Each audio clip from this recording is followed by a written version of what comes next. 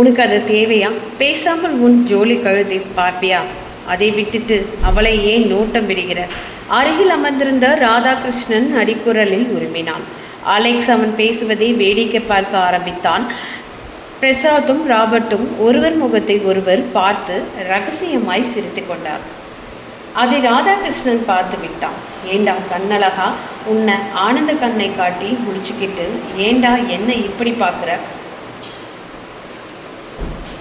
என்று அலெக்ஸிடம் அவன் மோத, ஏலே இவன் ஆம்பளை பையன்தானே, இவனை பார்த்தாலே நீ ஏண்டா டென்ஷன் ஆகுற என்றான் அஜித். இவன் வேலை உனக்கு தெரியாத அஜித், இவன் என்னை இமிட்டேட் பண்ணிக்கிறான், என்னை மாதிரியே பேசி காட்டுறான். அப்படியே ஏலே அலெக்ஸ், போயும் நீ இமிட்டேட் பண்ண இவன் தான் கிடைத்தானா? வேறு எந்த நல்ல மூஞ்சியும் கிடைக்கவில்லையா? அஜித், வேண்டாம், காலையிலிருந்தே நீ கடுப்பேத்துற. இவன் என்னால் சொல்கிறேன். ஓ, நீ அதை சொல்கிறாயா? அலெக்ஸ், நான் இவனை கண்ட நாள் முதல்ல இந்த நாள் வரைக்கும் கேட்டனும் நினைத்துக்கிட்டே இருந்தேன். இவன் ஏலே அவளை பற்றி நான் பேசினாலே டென்ஷன் ஆகிறான். அலெக்ஸ் உற்சாகமாக கண் சிமிட்டியபடி கூறினான். அது வேறு ஒன்றுமில்லாச்சு, அவள் இவனை பார்த்து நீ ரொம்ப நல்லவன்னு சொல்லிட்டாளாம், அதான் இந்த பாடுபடுகிறான். நல்லவன்னு சொன்னாலே யாரு இவனை பார்த்து அப்படி வார்த்தை சொன்னதுச்சா என்றான் அஜித். எதுக்குடா இப்போ நாயை கூப்பிடுற என்று எரிந்து விழுந்தான் ராதாகிருஷ்ணன். அதுதானே, நீ பாட்டுக்கு சேர் போடாத அஜித், நம்ம காலேஜ் காம்பவுண்டுக்குள்ளே வெளியே நாய்களுக்கு பஞ்சமில்லை. நீ கூப்பிட்டு வைத்தா அது பாட்டுக்கு 4 கால் பாய்ச்சலில் ஓடி வந்து விடப்போகிறது, ராபர்ட் கவலையாக கூறினான். நாயை நினைத்து இவன் ஏழை இப்படி கவலைப்படுகிறான். அவனுக்கு நாய் என்றாலே பிடிக்காது அஜித். பிரசாத்தும் சிரித்தான். ஆனால் எனக்கு பிடிக்கும் என்று அலெக்ஸ் சொன்னான். இப்போ எதுக்கு நாயை பற்றி ஆரம்பித்து பண்ணுறீங்க?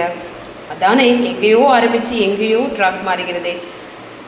நான் கூட அந்த சாரா பொண்ணின் அலட்டலை பார்த்து ரொம்ப விவரமான பொண்ணுன்னு நினச்சிட்டேன்.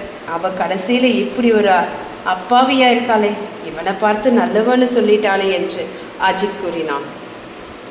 அலெக்ஸ் விழுந்து சிரிக்க ஆரம்பித்தான். எதுக்கடா இந்த சிரிக்கிற? இந்தா, நீ வாயை திறந்தாலே எனக்கு வில்லங்கம்தான், வேண்டான்னு சொல்லிட்டேன். ராதாகிருஷ்ணன் கோபமாக எழுந்து கொள்ள முயல, அட இருள, இதுக்கு போய் கோச்சிக்கிட்டு போகிறவன் என்று அஜித் கட்டி கொண்டான். திடீரென்று முன் பெஞ்ச பக்கம் சத்தம் கேட்டது.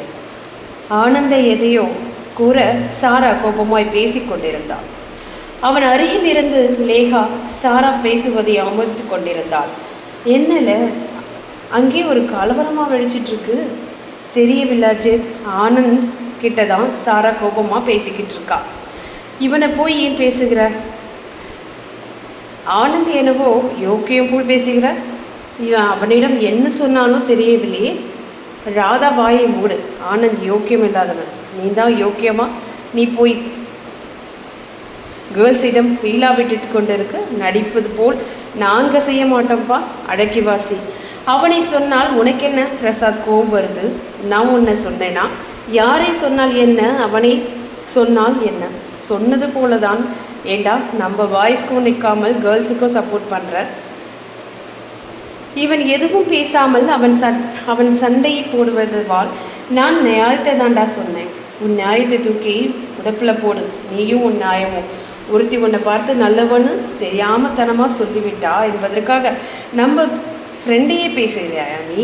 எடப்பன் பரம்பரையில் பிறந்தவனாடா நீ? எட்டப்பன் பரம்பரையிலே பிறந்தவனாடா நீ? டேய் அலெக்ஸ், என் பரம்பரையை இழுக்காது. என் பரம்பரையை பற்றி உனக்கென தெரியும். திருமல நாயக்கர்கிட்ட வீரவாள் வாங்கின பரம்பரைடா எங்கள் பரம்பரையிலேயே காலங்கார்த்தாலே ஒரு பெண் பிள்ளை வெடியை பற்ற வச்சு அங்கே போட்டால் இங்கே வெடிக்குதெல்லாம். ஏய் ராதா அடங்கு, அதோ ஆனந்த் வருகிறான், என்ன விசாரிப்போமா? அருகில் வந்த ஆனந்தை கோபமாக பேசி வீசினான். கண்கள் சிவந்திருந்தன, கைகள் பொறித்து கொண்டிருந்தன.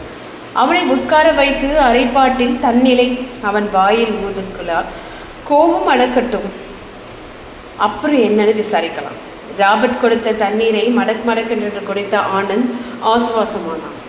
என்னலே, என்ன சமாச்சாரம்? அவன் ஏன் என்னையே போட்டு மீன் போல இந்த மாதிரி பொறிக்கிறான்?